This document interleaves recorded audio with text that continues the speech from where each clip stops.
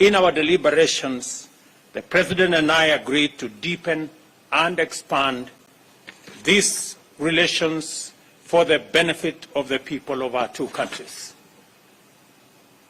Our meeting provided us with the opportunity to discuss at great length modalities of enhancing trade and investment between Kenya and Italy.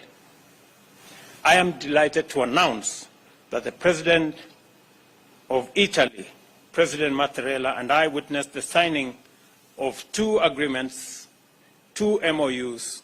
and a joint declaration to provide a framework for advancement of bilateral cooperation in different fields. We have signed an MOU through which our two countries shall cooperate in the fields of health towards the realization of universal health coverage and improved pharmaceutical production.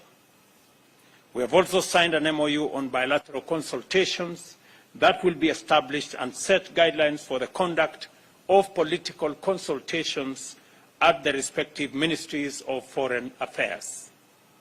We've also committed to re-establish cooperation on the construction of Arror, Kimwarer, and Itare dams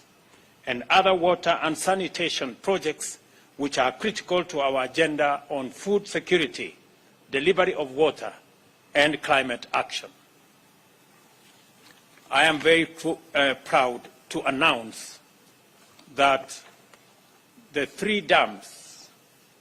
which were subject to court cases and court matters,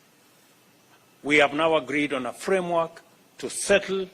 all the outstanding court cases and court matters, and have agreed that the facilities that had been provided for the construction of these dams will be renegotiated so that we can provide for the delivery of the dams and the implementation of the projects. The government of Italy has also committed to advance 100 million euros in grants and soft loans covering projects in agriculture, development of MSMEs, housing and urban settlement, health, the digital superhighway, and the creative economy.